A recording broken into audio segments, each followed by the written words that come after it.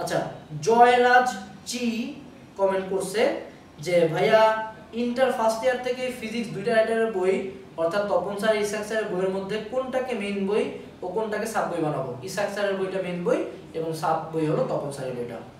মুমতাজা মিম comment করছে আবার ভাইয়া এক্সাম এন্ড অ্যাডমিশন টেস্টে ভালো রেজাল্ট করার জন্য পুরো বই পড়তে হয় নাকি সিলেক্টিভ পার্ট পড়লে হয়, সব সাবজেক্টের ক্ষেত্রে আস করতেছে। আচ্ছা, খুব সুন্দর একটা প্রশ্ন। এটার উত্তরটা হলো যে যদি তুমি দুইটাতে ভালো করতে চাও তোমাকে পড়তে হবে পুরো বই, কিন্তু ইম্পর্টেন্ট পার্টগুলা বেশি করে পড়তে হবে। এখন এইচএসসির জন্য ইম্পর্টেন্ট পার্ট আর অ্যাডমিশনের জন্য ইম্পর্টেন্ট পার্ট। এখন অ্যাডমিশনের জন্য আবার তিনটা ভাগ হবে ইম্পর্টেন্ট পার্টের, ইঞ্জিনিয়ারিং, মেডিকেল, ভার্সিটি, প্রত্যেকটার জন্য ইম্পর্টেন্ট পার্টগুলো ডিফারেন্ট। সো তুমি যেইটারই টার্গেট নিয়ে পড়ো তোমাকে গোটা বই পড়তে হবে। প্রথম কথা হলো সিলেক্টিভ টপিক পড়া যাবে না। বাট আমরা যে এত সাজেশন লিখি, এত সাজেশন, এত কোচিং সেন্টার, কিসের উপর ভিত্তি করে, কেন কিউএনএ সাজেশন, কেন এত টিপস দেওয়া যায়, সেটা হলো ইম্পর্টেন্ট টপিকগুলো ভালো করে পড়া। এটার লক্ষ্যটা কি যে তুমি যে সব টপিক পড়ে গেছো পরীক্ষা হলে কিন্তু সব টপিক আসবে না, ইম্পর্টেন্ট টপিকগুলো আসবে। বাট বাকি টপিকগুলো তোমার কিন্তু এই ইম্পর্টেন্ট টপিকগুলোকে ভালো করে পারার জন্য জানতে হবে। যেমন সেটু সে তুমি তড়িৎ প্রাবল্য পারলে তড়িৎ বিভব তুমি পড়বা না, এটা কিন্তু হবে না, দুইটা কানেক্টেড। এমনই তোমাকে ইম্পর্টেন্ট টপিকগুলোতে বেশি ফোকাস দিতে হবে, যার কারণে কি করতে হবে, সাজেশন ফলো করতে হবে, বাট বিগত বছরের কোশ্চেন ব্যাংক দেখতে হবে। ঠিক আছে? আচ্ছা, রিফাত শালামিলি, আচ্ছা আই এম সরি যে উচ্চারণ পাচ্ছেন, রিফাত শালামিলি কোশ্চেন করছে ভাই আসসালামু আলাইকুম, আশা করি ভালো আছেন ভাইয়া। ফ্যামিলি সবাই বলে মেডিকেল পড়ার প্রিপারেশন নাও, মেয়েদের জন্য উত্তম, মেডিকেলে পড়ো, কিন্তু আমার ইচ্ছা বইয়ের ব্যাপারে, এই ব্যাপারে আমার পক্ষে তেমন কেউ নেই। এমন অবস্থায় আমার কি করা উচিত যাতে নিজের ইচ্ছার উপর অটল থাকি নাকি পরিবারের কথা মতো চলা, বললে আমি উপকৃত হতাম। আচ্ছা, তোমার অবস্থা বেসিক্যালি আমার মতো, আমার ফ্যামিলি যেহেতু আমি মেডিকেলে পড়ি, আমি ইঞ্জিনিয়ারিংয়ে চলে আসছি। প্রথম কথা হলো আমি একদম জোর করে ইঞ্জিনিয়ারিংয়ে চলে আসছি, আমার বাবার কোনো মতামত ছিল না। বাট আমি আমার ফ্যামিলিতে এইটা বলতে পারছিলাম যে তোমাদের চান্স লাগবে তো মেডিকেলে দিব, বাট আমি বুয়েটে চান্স পেলে আমাকে পড়তে দিতে হবে। তখন বলছে যে হ্যাঁ ঠিক আছে। তোমার সবার পজিশন যে আমার মতো হবে তা না, সবাই যে মেডিকেল বুয়েট দুইটাতে পাবে এরকম না। সো তোমার যদি এরকম পজিশন হয় যে না আমি দুইটাতেই চান্স পাইতে পারি, তুমি তাহলে তোমার ফ্যামিলিকে প্রপোজ করো যে ভাই আমি দুইটাতেই চান্স পাই দেবো, এবার আমি আমার ইচ্ছা মতো পড়বো। এটা হলো অপশন নাম্বার 1। অপশন নাম্বার 2 হলো তোমার ফ্যামিলিকে ভালো মতো বোঝানো যে আমার ইচ্ছার দিকে যাওয়া বেশি ভালো। অপশন নাম্বার 3 হলো আবেগী না হয়ে একটু নিজে চিন্তা করো যে মেডিকেলের কোশ্চেনগুলো দেখো লাস্ট 5-6 বছরের, আর বুয়েটের কোশ্চেন দেখো লাস্ট 5-6 বছরের। একটু দেখে নিজেকে প্রশ্ন করো যে তুমি কোনটাতে চান্স পাইতে পারো। দেখো বুয়েটে সবাই পড়তে চাই, আমরা ঢাবিতে পড়তে চাই সবাই, আমরা ঢাকা মেডিকেলে পড়তে চাই সবাই, কিন্তু চান্স কয়জন পাই? আবেগী না হয়ে যদি তুমি কোশ্চেনগুলো দেখো যে না, যদি তোমার বুয়েটের 5-6 বছর কোশ্চেন দেখে মনে হয় যে ভাই এগুলো তো এলিয়ানদের জন্য, এগুলো বাইরে থেকে আসছে, তাহলে কিন্তু তোমার ইঞ্জিনিয়ারিং কোচিং করার বা বুয়েট কোচিং করার দরকার নাই।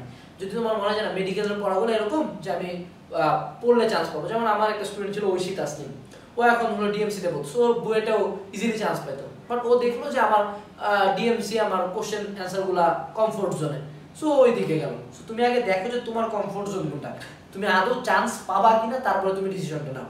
সো যদি তুমি এখন ফিক্স থাকো যে না ভাই আমি ইঞ্জিনিয়ারিং এর চান্স পাওয়ার মতো যথেষ্ট দক্ষ, আমি বলবো যে ফ্যামিলিকে না জানা চুপচাপ ইঞ্জিনিয়ারিং কোচিং করো। তাহলে যেটা হবে যে তোমার মনের মধ্যে কোনো আফসোস থাকবে না।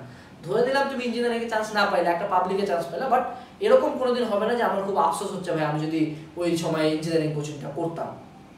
যেটা সবচেয়ে খারাপ হতে পারে তোমার ক্ষেত্রে যে তুমি তোমার ফ্যামিলির চয়েসে মেডিকেল কোচিং করলা, তোমার ইচ্ছা ছিল না, তোমার মন থেকে জিনিসটা আসলো না, তুমি মেডিকেলে তো চান্স পাইলেই না, আর যার কারণে তুমি মেডিকেলের পড়াশোনা করো না, তুমি একটা ভালো পাবলিকেও পাইলা না। তখন দেখবা যে ভিতর থেকে তুমি বলে যাচ্ছ যে আমি যদি আজকে আমার নিজের মনের কথা শুনতাম তাহলে হয়তো বা চান্স পেতাম। যা করো করো, বেশ কয়েকটা সিচুয়েশন বললাম, তোমার যাতে এই জিনিসটা মনে রাখবে যে কোনো বড় কোনো ডিসিশন নেওয়ার আগে, যে কোনো লাইফের বড় ডিসিশন, আমি যেটা করি যে আমার কি পরবর্তীতে রিগ্রেট ফিল হইতে পারে কিনা, যে এই কাজটা করার কারণে আমি কি পরবর্তীতে আফসোস করতে পারি কিনা। যদি রিগ্রেট না থাকে তাহলে করো, ঠিক আছে? মানে আমি বলবো যে বিগত কয়েক বছরের কোশ্চেন দেখো। আচ্ছা, সৌরভ কুন্ডু কোশ্চেন করছে ভাইয়া দিনে 24 ঘন্টা কিভাবে প্রপার ইউজ করা যায়? আমি একবার ডিমোটিভেট হলে, মোটিভেট হতে অনেক সময় লাগে, কিভাবে কম সময়ের মধ্যে মোটিভেটেড হওয়া যায়? আমার ক্ষেত্রে আমি যেটা নিজেকে অভ্যস্ত করে ফেলছি যে আমি মোটিভেশনাল ভিডিও বা মোটিভেশনাল গান দেখলে অনেক জলদি মোটিভেটেড হয়ে যায়। এটা খুবই স্বাভাবিক যে আমরা ডিমোটিভেটেড হয়ে যাই, বাট মোটিভেশনাল গান দেখে দেখে মনে করো ধরো তুমি ডিমোটিভেট ফিল করতেছো, একটু ব্রেক নিবা, অল্প একটু ব্রেক নিবা, বাইরে টাইরে ঘুরে টুরে আসবা, খেলাধুলা করবা, ফ্রেন্ডদের সাথে কথা বলবা, দেন পরবর্তীতে তুমি মোটিভেশনাল গান শুনে মোটিভেটেড হবা। নিজেকে একটা রুটিনে আনতে হয়, ঠিক আছে? যেমন তুমি দেখবা যে ওয়েট লিফটিং যারা করে, হ্যাঁ, তারা দেখবা যে ঘাড়ের মধ্যে মারতেছে, তারা মনে করে চিল্লাচ্ছে। এখন প্রশ্ন হলো যে দেখো ওয়েট উঠানোর সময় চিল্লানোর ফিলোসফিটা কি? তোমার কি গলা থেকে শক্তি হয়? শক্তি তো মাসেলের, তো তুমি চিল্লাচ্ছ কেন? তোমার ঘাড়ে কেন মারতেছে? দ্য থিং ইজ দ্যাট যে তার মাথায় ও একটা সুইচ ক্রিয়েট করছে যে যখন আমার পিঠে একজন থাপড়াবে, যখন আমি চিল্লাবো, তখন আমার অনেক শক্তি আসবে, ওয়েটটা আর ইজিলি তুলতে পারবো। আমি বডি বিল্ডিং স্ট্যান্ড পয়েন্ট থেকে বলতেছি। সো আমার কাছে জিনিসটা এরকম একটা আসছে যে আমি যখন মোটিভেশনাল গান শুনে আমার মাথায় একটা ক্লিক করে, আমি তখন মোটিভেটেড হয়ে যাই। সো তোমার নিজের এরকম একটা ক্লিক পয়েন্ট বানাও যে আমি এরকম, আমার একটা সময় 19 ক্লিক পয়েন্ট ছিল, আমাকে কেউ অপমান করলো, আমি ট্রিগার হয়ে পড়াশোনা শুরু করি। আমি বহুত ফ্রেন্ডকে নক দিয়ে বলছি ভাই আমাকে অপমান করতো, ঠিক আছে? সো পোলাপান আমাকে ধুয়ে দিয়েছে, আমি এদিকে এসে পড়ছি। সো ডিপেন্ডস, তুমি তোমার একটা ক্লিক পয়েন্ট বের করো যেটা তুমি ট্রিগার হবো। আচ্ছা 2 নম্বর কথা হলো ভাই 24 ঘন্টা কিভাবে প্রপার ইউজ করা যায়। 24 ঘন্টার প্রপার ইউজ হলো যে আমরা 24 ঘন্টা কখনো প্রপার ইউজ করবো না। আমরা টার্গেট রাখবো আমরা 5 ঘন্টা পড়বো, বা 5 ঘন্টা প্লাস মাইনাস, 5 ঘন্টা প্লাস সবসময় সাজেস্টেড। আর হলো আমরা আমাদের ধর্মের কাজকর্ম করবো, ফ্যামিলিতে টাইম দিব। বাট কথা হলো 24 ঘন্টা পড়ার দরকার নেই, প্রপার ঘুমাবো।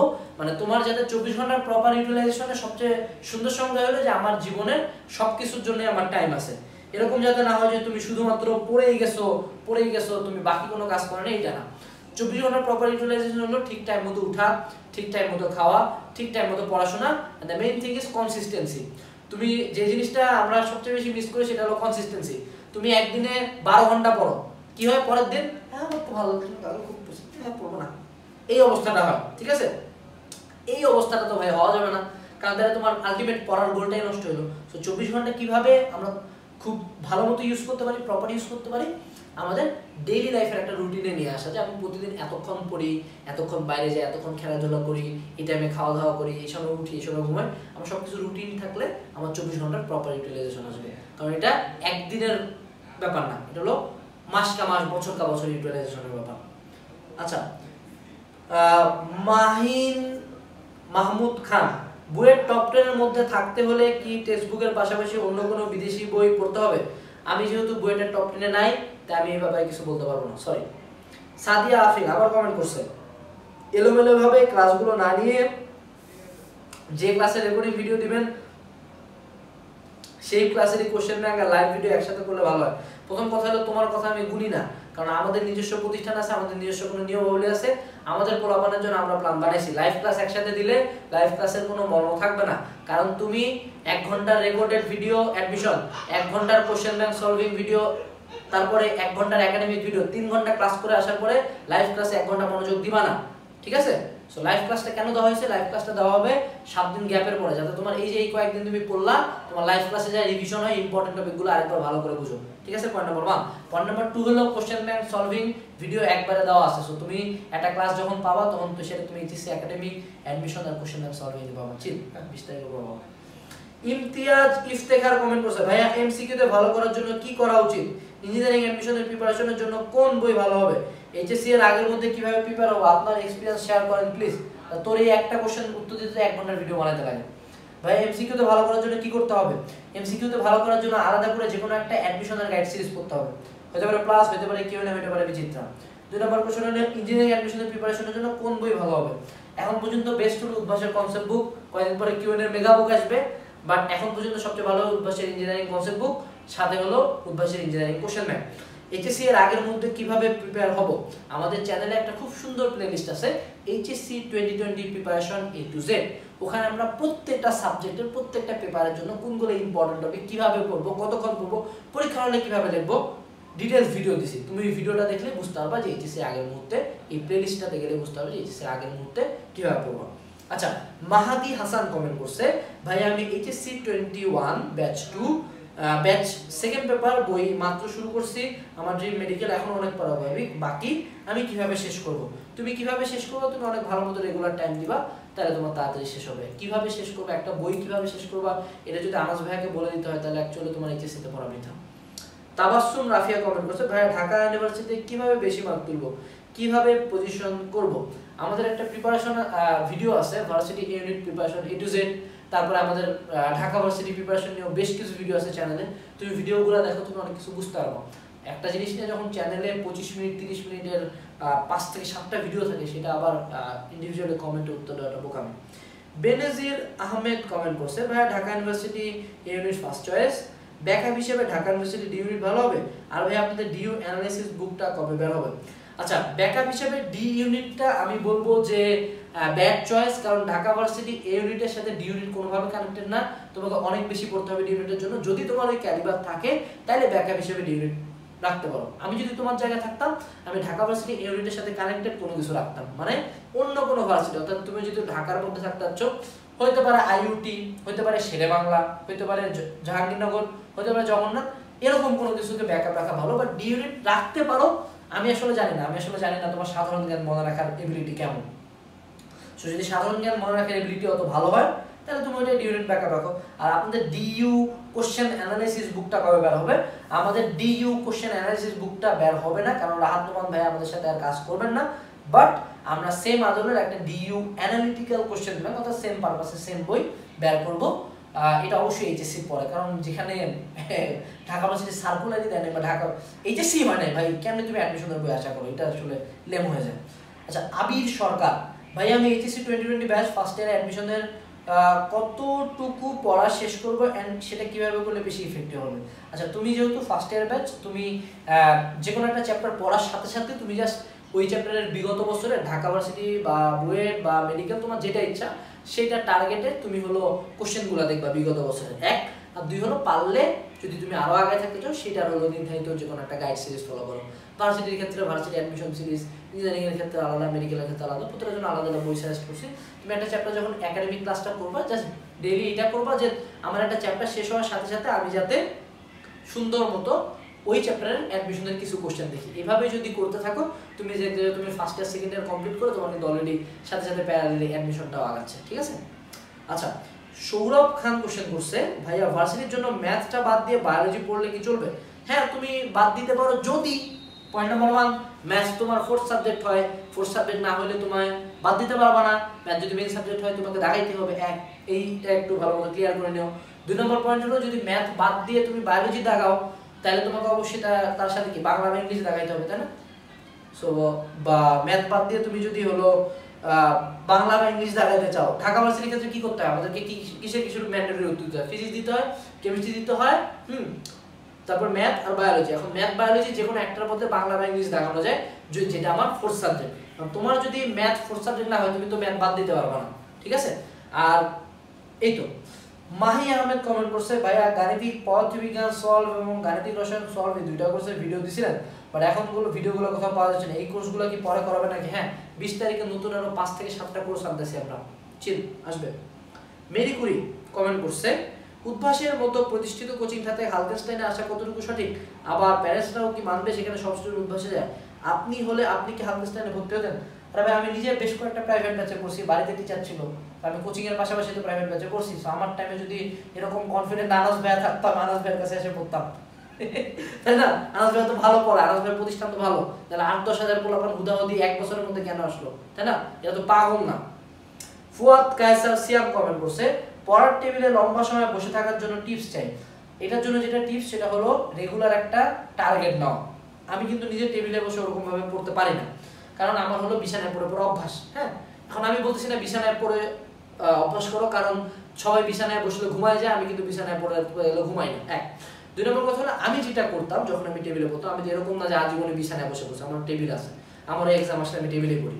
সো যেটা আমি করি যে আমি টেবিলে বসে থাকার একটা টাইম ধরতাম, অর্থাৎ আমার একটা অ্যালার্ম ক্লক সেট করা থাকতো, আমি ডেইলি 10 থেকে 20 মিনিট করে ইনক্রিজ করতাম। সো সে টু সে, তুমি যদি ফোন চালাও, তুমি টেবিলে বসে ফোন চালাও। আমার মা আমাকে খাবার দিত, আমি আমার টেবিলে বসে খাইতাম। তুমি যা কাজ করো, তুমি তোমার টেবিলে বসে করার অভ্যাসটা করো, দেখবো যে তোমার টেবিলে বসার অভ্যাস হয়ে গেছে, তাহলে তুমি লম্বা সময় টেবিলে বসে পড়তে পারতেছো। পারভিন, আচ্ছা আরেকটা কথা হলো যে তুমি একটা খুব কমফোর্টেবল চেয়ার ইউজ করতে পারো, তাহলে বসে থাকতে বেশিক্ষণ ইচ্ছা হয়। চেয়ার যদি আনকমফোর্টেবল হয়, আমাদের ওভাবে বসতে ইচ্ছা করে না। আচ্ছা, পারভিন রশিদ কমেন্ট করছে, এসএসসির স্টাডি ম্যাটেরিয়ালস এত কম কেন? কারণ এসএসসির পড়াশোনা কম, খুব স্বাভাবিক। এসএসসি একাডেমিক কোর্সে আমি তোমাকে কখনোই এইচএসসি অ্যাডমিশনের মতো ম্যাটেরিয়ালস দিব না, that's logic man. Shahrukh Mizanur comment করছে, ভাইয়া পড়াকে কিভাবে বেশি ইফেক্টিভ করব, পড়ার দক্ষতা কিভাবে বাড়াবো? ভাই তোমার এটার জন্য আলাদা করে ভিডিও বানাইতে হবে, পড়াকে কিভাবে ইফেক্টিভ করবা। যদি আমি ইন শর্ট এক কথায় যদি পড়াকে কিভাবে ইফেক্টিভ করবা, খুব কনসেন্ট্রেশন দিয়ে পড়বা। আমরা যেটা যাতে এরকম হয় যাতে আমার ইনপুট আউটপুট রেশিওটা ভালো হয়। সেটু সে তুমি 6 ঘন্টা পড়লা একটা বই, 6 ঘন্টা পড়ার পরে তোমার 3 ঘন্টার পড়া মনে আছে, 3 ঘন্টার পড়া মনে নেই। এক দ্বিতীয় একটা ক্ষেত্র হয় যে তুমি 6 ঘন্টা ধরে একটা চ্যাপ্টার পড়লা, তারপর আমি তোমাকে চ্যাপ্টার থেকে প্রশ্ন ধরে এলাম, তুমি একটাও পারলা, কি পড়লা তুমি, তোমার লাভ কি হলো? ঠিক আছে। সো এই জন্য পড়ার মেইন লক্ষ্যটা কি, কম পড়বো বা যেটুক পড়বো ভালো মতো পড়বো। সো খুব মনোযোগ দিয়ে পড়লে সেই পড়াটা ইফেক্টিভ হবে। ওকে, এখন পড়ার দক্ষতা কিভাবে বাড়াবো? পড়ার দক্ষতা অ্যাকচুয়ালি বাড়ানোর জন্য আমরা পড়াশোনাটা নরমালি রাখবো, আমরা যাতে সাথে লেখার অভ্যাসটা করি আর পরীক্ষা দেওয়ার অভ্যাসটা নিই। হ্যাঁ, আমাদের একটা খুব বাজে অভ্যাস হলো যে আমরা শুধু পড়ে যাই, একই ম্যাথ দেখে যাই, কিন্তু সেম ম্যাথ যখন পরীক্ষা আসে আমরা কেন পারি না? কারণ আমরা ম্যাথটা কোনোদিন প্র্যাকটিসই করিনি, আমরা এক্সাম দিইনি। সো পড়ার ইফেক্টিভনেস বাড়বে, খুব মনোযোগ দিয়ে ভালো মতো পড়বো, ডিস্ট্রাকশন অফ করবো, এগুলো তো নর্মাল কথাবার্তা, আর তার সাথে সাথে আমার প্র্যাকটিস পার্টটা থাকে।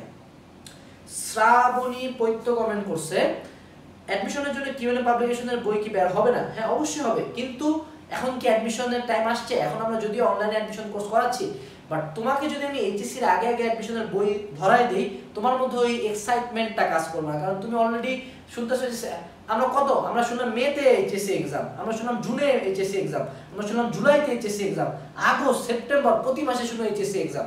এমন সময় যদি আনাস ভাইয়া তোমাকে অ্যাডমিশনের বই দিয়ে বলে যে এই বইটা পড়ে চান্স পাওয়া, তোমার এই বইটা পড়তে ভালো লাগবে না। তো যার কারণে তোমাদের যাতে সুবিধা হয় এই জন্য আমরা বইগুলো মোটামুটি রেডি করে রাখছি, এইচএসসির পরে আমরা বইগুলো ছাড়বো। আচ্ছা, পারভিন রশিদ আবার কমেন্ট করছে, এসএসসি অ্যাডভান্স বায়োলজি কখন লঞ্চ করবেন? ইনশাআল্লাহ কালকে সকালে। খান আশহাফ জুবায়ের মাহির কমেন্ট করছে, বায়োলজি টেস্ট পেপারের প্রতি চ্যাপ্টারের ফার্স্ট 15টা সৃজনশীল পড়ে 70+% মার্ক কভার করা যায়? হ্যাঁ অবশ্যই করা যায়। প্রত্যেকটা চ্যাপ্টারে যদি 15টা করে কোশ্চেন করো, 70% কেন 90% করবো, বাট 15টা কোশ্চেন ভাই একদম এ টু জেড মুখস্থ করতে লাগবে। মোহাম্মদ সাকিব কমেন্ট করছে, মেইন বই একবার পরে বাকি সময় কিউএনএ বুকসগুলো পড়া ইনাফ কিনা? না, কখনোই না। আমি আমার নিজের গাইড সিরিজকে বলবো না যে মেইন বই মাত্র একবার পরে আমার গাইড সিরিজ পড়ো। মেইন বই বারবার পড়বা, সাথে কিউএনএ সিরিজটা মাঝে মধ্যে দেখবা, এটা এত ইম্পর্টেন্ট কোনো বই না, কোনো গাইড সিরিজের অবস্থান মেইন বইয়ের উপরে না। শাহিন আক্তার কমেন্ট করছে, ফিজিক্স বই রিডিং না দিলে চলবে? না, চলবে না, তুমি ফিজিক্স এমসিকিউতে মারা খাবা, সাবধান। ফাইজা মেহজামিন কমেন্ট করছে, ভাইয়া আপনি কিভাবে পড়তেন কলেজ লাইফে, কয়টা স্যার পড়াইতে আপনাকে? ভাইয়া কিভাবে ফিজিক্সে ভালো করা যায়, ম্যাথের এমসিকিউর জন্য কি করব, প্লিজ ভাইয়া প্লিজ অ্যানসার দেন। আচ্ছা, পয়েন্ট নাম্বার 1, আপনি কিভাবে পড়তেন কলেজ লাইফে, কয়টা স্যার পড়াইতেন? আমি খুব মনোযোগ দিয়ে পড়তাম কলেজ লাইফে, এভরিডে 5+ আওয়ার্স পড়তাম। আমাকে সর্বাধিক সংখ্যক টিচার মনে হয় 12 জন একটা টাইমে পড়াইছিল 1 মাসের জন্য। তার পরবর্তীতে আমার যদি বলি যে কনস্ট্যান্ট ফ্লোতে আমি অ্যাটলিস্ট 5 জন টিচারের কাছে বাসায় পড়তাম, ঠিক আছে, বাইরের বাদে 5 জন টিচার আমার কনস্ট্যান্টলি থাকতো। সবচেয়ে কম টিচার কোন সময় পড়াইছে আমার মনে হয় টেস্ট এক্সামের পরে আমি 4 জন টিচারের কাছে পড়তাম, ঠিক আছে। তারপর হলো ভাইয়া কিভাবে ফিজিক্সে ভালো করা যায়? ফিজিক্সে ভালো করার জন্য তোমাকে হলো ফিজিক্সের বেসিক ঠিক রাখতে হবে। হ্যাঁ, ফিজিক্সের থিওরিগুলো মনোযোগ দিয়ে করতে হবে। আর যেটা আমরা ফিজিক্সের ক্ষেত্রে ভুল করি, আমরা হলো থিওরি আর বেসিকের প্রতি অনেক বেশি মনোযোগ দিই, কিন্তু আমাদেরকে কেউ ম্যাথ পড়ায় দেয় না। সো সেটা হচ্ছে তোমার টিপিক্যাল ফিজিক্সের ভাইয়া বা ফিজিক্সের টিচার আসে সুন্দর মতো কুলম্বের সূত্র এইভাবে দাগ টাক দিয়ে বুঝাই দিয়ে চলে গেল, কিন্তু তুমি যখন পরবর্তীতে ম্যাথটা করতে বসলা, তুমি কিন্তু ম্যাথটা পারলা না। সো আউটপুট কি? 0। সো যেটা করতে হবে, ফিজিক্সের ম্যাথের ইমপ্লিমেন্টেশনের প্রতি বেশি ফোকাস দিতে হবে। এখন যদি তুমি ভাই ওই আধ্যাত্মিক লেভেলের মেধাবী হও, তাহলে আমার কিছু করার নেই, তুমি প্রতিবাদিনী করো। বাট আমার ক্ষেত্রে ফিজিক্সে ভালো করার ক্ষেত্রে মনে হয়েছে যে আমাদের ইমপ্লিমেন্টেশনটাতে বেশি ফোকাস দিতে হবে। অর্থাৎ একটা সূত্র প্রতিপাদন হ্যাঁ পড়বো না কেন, ভালো মতো পড়বো, বাট আমাদের যাতে সূত্রের প্রতিপাদনটা ইউজ করবে, সূত্রটা ইউজ করে একটা ম্যাথ কিভাবে করবো সেটা যাতে আমাদের টিচার শিখা দেয়। সে যাতে তড়িৎ বিভব পড়ায় যা থিওরি পড়াতে চলে না যায়, তড়িৎ বিভবে 3 থেকে 4টা ম্যাথ করে দেয়, সে হলো আদর্শ টিচার। এরকম টিচারের কাছে পড়বো। আচ্ছা, তারপরে হলো ম্যাথের এমসিকিউর জন্য কি করব? ম্যাথের এমসিকিউর জন্য ফার্স্ট ইয়ার থেকে কিউএনএ ম্যাথ এমসিকিউ সাজেশন বা ম্যাথ প্লাস বা গণিত বিচিত্রা বা অ্যাডমিশনে যে কোনো একটা ম্যাথ গাইড ফলো করো, প্রচুর শর্টকাট পাবা। ম্যাথ এমসিকিউতে আগে থেকে বসাবা, বাট পয়েন্ট টু নোটের প্রত্যেক চ্যাপ্টার পড়ার সাথে সাথে এই এমসিকিউ শর্টকাটগুলো প্র্যাকটিস করতে হবে। ওকে। মাহিন মাহমুদ খান, ভাইয়া ফিজিক্সের জন্য কিউএনএ বইটা লেখা হবে? হ্যাঁ অবশ্যই হবে, অবশ্যই ফিজিক্স এমসিকিউ সাজেশন লেখা হচ্ছে। আচ্ছা, মাহিন মাহমুদ খান আবার কমেন্ট করছে, ভাইয়া এজ কোর্স আবার কখন চালু হবে? 20 তারিখ থেকে আমরা আবার সবগুলো কোর্স অন করে দেব। মাশরুর মাহিন বলছে, ভাইয়া আপনারা বলেছেন ডিউ অ্যাডমিশন কিউএনএ বুক বের করবেন, কিন্তু কবে বের করবেন?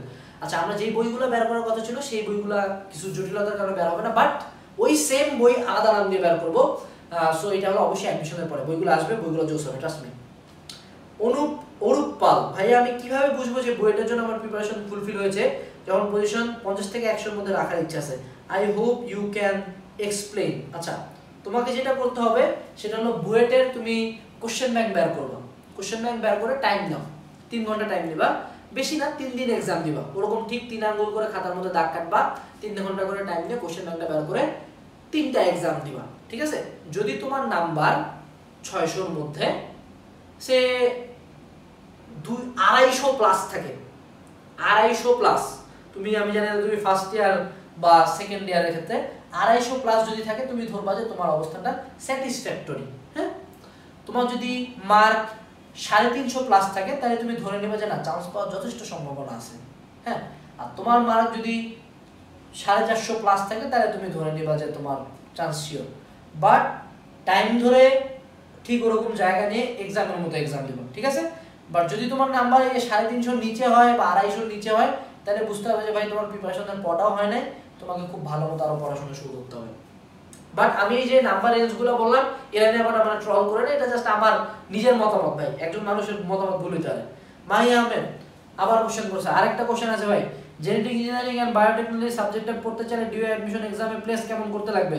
আর জেনেটিক ইঞ্জিনিয়ারিং আর বায়োটেকনোলজি আর বায়োলজি এই দুটো সাবজেক্টের মধ্যে কোনটার অপরচুনিটিস কেমন একটু বললে খুব ভালো হতো। আমি প্রথম কথা বলি ভাই, আমি বুয়েটে পড়ি, আমি এখন পর্যন্ত 1-2 পাস করতে পারি নাই সেশন জটের কারণে। সো আমি নিজেও জানি না যে কোন সাবজেক্টের রিভিউ কেমন হবে। সে একজন ওই সাবজেক্টে যে পড়তেছে কেবল ফার্স্ট ইয়ারে ঢুকছে এরকম একটা জুনিয়র ছেলের কখনো সেই সাবজেক্ট নিয়ে রিভিউ দেওয়ার যোগ্যতা হয় না, এটা কয়েকদিন পরে বুঝতে পারছি আমি। সো আমি যতদিনে পাস করব ততদিন আমি এটা রিভিউ দিতে পারবো। 1 2 নম্বর কথা হলো তুমি যদি এই মুহূর্তে রিভিউ চাও তুমি সিনিয়র কাউকে জিজ্ঞেস করো যে অলরেডি এই সাবজেক্ট থেকে পাস করছে, এই সাবজেক্টের একজন টিচার। সো তোমার যদি সিনিয়র কোনো ভাই থাকে তাদের কাছ থেকে রিভিউ নাও, বাট আমরা জুনিয়র, আমরা কেবল ঢুকছে, আমরা নিজেও জানি না এই সাবজেক্টের ফিউচার কি, ঠিক আছে? সো সিনিয়র কাউকে জিজ্ঞেস করো। আরেকটা কথা হলো যে কতর মধ্যে সিরিয়াল থাকলে এই সাবজেক্টগুলো পাওয়া যায়, ইট ডিপেন্ডস। তুমি যদি এটা সম্বন্ধে এক্সাক্ট জানতে চাও, আমি না জানি কখনো ভুল ইনফো দিব না, তুমি একটু গুগলিং করো অথবা তোমার ঢাকা ভার্সিটিতে জেনেটিক ইঞ্জিনিয়ারিং এর যেই ভাইয়া পড়ে তাকে জিজ্ঞেস করো যে তাদের লাস্ট কত সিরিয়াল পর্যন্ত গেছে। বাট যতদূর বলা যায় যে অ্যারাউন্ড কত 300-300-র মধ্যে থাকলে মনে হয়তো বা হইতে পারে, এটা ভুল হইতে পারে কিন্তু সিরিয়াসলি না, একটু জিগাও। আচ্ছা মামনুর হামিদ, ভাই আমি উদ্ভাসী ইঞ্জিনিয়ারিং কোচিং করতেছি আর আপনাদের এজ কোর্সে ভার্সিটি ইউনিট করতেছি, আমার কি কি বই পড়া উচিত প্রিপারেশনের জন্য? এটার পাশাপাশি প্লাস সিরিজ বা বিচিত্রা সিরিজ বা কিউএনএ সিরিজের ভার্সিটি ইউনিট অ্যাডমিশনের বইগুলো পড়ো, আর কিছু লাগবে না। শাহ কবির আবার কমেন্ট করছে, মেডিকেল প্লাস ডিইউডি কম্বাইন্ড প্রিপারেশন কিভাবে নিব? আচ্ছা মেডিকেল প্লাস ডিইউডি কম্বাইন্ড প্রিপারেশন, এটার জন্য তোমাকে যেটা করতে হবে অবশ্যই সাথে ডি ইউনিটের প্রিপারেশনটা নিতে হবে। সো মেডিকেলের সাথে ডিইউডি এর মধ্যে একটা কমন পড়তেছে কি সাধারণ জ্ঞান, বা সাধারণ জ্ঞান যদি গোটাটা কমন ধরে তাহলে তুমি বোকা, কারণ মেডিকেলের সাধারণ জ্ঞানে কি আছে, বাংলাদেশের ইতিহাস ও মুক্তিযুদ্ধ। সো এটা কিন্তু খুব ছোট একটা টপিক। হ্যাঁ, আর ডিইউডি এর সাধারণ জ্ঞান তো অনেক বড়। সো তুমি যেটা করতে পারো সাধারণ জ্ঞানটা অনেক ভালো মতো পড়তে পারো, আর সাথে সাথে তোমাকে অবশ্যই বাংলা আর ইংলিশ পড়াশোনা করতে হবে। আমি যদি তোমার জায়গায় থাকতাম আমি বাংলার জন্য একটা সুন্দর গাইড কিনতাম, ইংলিশের জন্য একটা সুন্দর গাইড কিনতাম, তারপর সাধারণ জ্ঞান অনেক ভালো মতো পড়তাম। এটা নিয়ে আশা করি ডি ইউনিটের প্রিপারেশন নিয়ে একটা ভিডিও দেওয়া আছে আমাদের চ্যানেলে, ডি ইউনিট প্রিপারেশন এর মহসিন ভাইয়ের, সেই ভিডিওটা দেখলেও তুমি বুঝতে পারবে। ওকে, অ্যান অ্যাম্বিশিয়াস ড্রিমার আবার কমেন্ট করছে, আমার বইয়ের 70% শেষ হয়েছে, আমি Edge Course premium medical admission course করছি, অনেকে বলছে এটা বিলাসিতা, একটু বেশি বাড়াবাড়ি। ভাইয়া আমার কোর্স কমপ্লিট করে ফেলবো তাহলে কোনো প্রবলেম আছে? মেডিকেল ফার্স্ট চয়েসে রাখছে, আপনি বলার পর রয়্যাল গাইড কিনছি বাট ডিউ এর জন্য কিছু কিনি নাই, ভাবছি ডিসেম্বরে কিনবো, তাহলে কি লেট হবে? আচ্ছা আমি কথা বলি এটা তোমার বিলাসিতা না, 70% বই যদি কমপ্লিট হয় এটা করা অবশ্যই তোমার জন্য অনেক ভালো। 1 2 নম্বর কথা হলো, হ্যাঁ তুমি যেহেতু আপাতত মেডিকেল কোচিং করছো মেডিকেলটার উপরেই ফোকাস করো, ডিসেম্বরে যাই তুমি ভার্সিটির বই কিনো, ঠিক আছে? An ambitious dreamer. আচ্ছা জাহিদ হাসান, ভাই ব্যবসা বন্ধ করবেন কবে? যেদিন মারা যাবো সেদিন। Thank you. রাহুল, ভাইয়া যদি এখন স্পেশাল এইচএসসি প্রিপারেশন নিয়ে বলতেন? এই মুহূর্তে স্পেশাল এইচএসসি প্রিপারেশন নিয়ে বলবো যে এই মুহূর্তে অ্যাডমিশন কোচিং চলতেছে, সাথে সাথে এইচএসসির বইগুলো জাস্ট একটু দেখতে থাকো, আর কোনো একটা চ্যাপ্টার যখন অ্যাডমিশনের ক্লাস করবা অবশ্যই এইচএসসির পড়াশোনা পড়ে তারপরে অ্যাডমিশনের পড়াশোনা পড়বা। সো তাহলে তোমার প্যারালালে এইচএসসির পড়াশোনাটা চলতে থাকবে, এরকম হবে না যে এইচএসসির পড়া ভুলে গেছি শুধু অ্যাডমিশনের পড়া মাথায়, ঠিক আছে? কারণ এইচএসসি আর অ্যাডমিশনের মধ্যে বেশ কিছু কমন আছে। সো আমাদের এজ কোর্স প্রিমিয়ামের কোর্সগুলো কেমন ডিজাইন করা, প্রথমে আগে এইচএসসি একাডেমিক ক্লাস হবে, তারপর হলো কোশ্চেন ব্যাংক সলভিং হবে, তারপর অ্যাডমিশন, যাতে তোমার এইচএসসি পড়াটা তুমি ভুলে না যাও। ওকে, আচ্ছা জাবেদ মজুমদার মেরিন কমেন্ট করছে, ডিইউতে টপ করার জন্য কিভাবে কি কি করতে হবে এই রিলেটেড ভিডিও আছে চ্যানেলে, দেখে নিও। খালিদ ফ্যাক্টোরিয়াল কমেন্ট করছে, কোন ক্যালকুলেটর ব্যবহার করব, ইউনিভার্সিটিগুলোতে ক্যালকুলেটর ব্যবহারের নিয়ম কি? প্রথম কথা হলো তোমার এই কোশ্চেনটার জন্য অ্যাকচুয়ালি মানুষজন হাসতেছে তোমার উপর, বাট কিছু নাই, ইউনিভার্সিটিগুলোতে ক্যালকুলেটর ব্যবহার করার কোনো নিয়ম নাই। বুয়েট, কুয়েট, রুয়েট, চুয়েট, সাস্ট, বুটেক্স, আইইউটি এই কয়েকটাতে ক্যালকুলেটর অ্যালাউড বর্তমানে, বাংলাদেশে আর কোনো ভার্সিটিতে ক্যালকুলেটর অ্যালাউড না। কোন ক্যালকুলেটর অ্যালাউড ভাই? 99% টাইম পোলাপান 991 EX অথবা 991 ES প্লাস অথবা 991 MS ক্যালকুলেটর ইউজ করে, এগুলো ইউজ করে। আর হলো কোন ক্যালকুলেটর ব্যবহার করব, আমার পার্সোনাল ফেভারিট হলো ক্যাসিও 991 EX, ঠিক আছে। আচ্ছা আবির রায়হান জিসান, ভাইয়া এসএসসিতে সৃজনশীল প্রশ্ন কত পৃষ্ঠা করে লিখবো, কিভাবে সময়ের মধ্যে সৃজনশীল প্রশ্ন শেষ করতে পারবো, সৃজনশীল প্রশ্ন কিভাবে লিখবে এটা নিয়ে তোমাদের হালকেনস্টাইন এসএসসিতে একটা বিশাল বড় ভিডিও আছে, সেটা দেখলে আমার মনে হয় তোমার হয়ে যাবে। কিভাবে সময়ের মধ্যে সৃজনশীল প্রশ্ন শেষ করতে পারবো, তোমাকে মনে রাখতে হবে যে যদি তুমি অনেক বড় বড় করে সৃজনশীল লেখো অবশ্যই মার্ক পাওয়ার সম্ভাবনা থাকে, বাট যে জিনিসটাতে কখনো স্যাক্রিফাইস করা যাবে না সেটা হলো যে বড় করে লিখতে যে একটা গোটা সৃজনশীল ছাড়ে আসা যাবে না।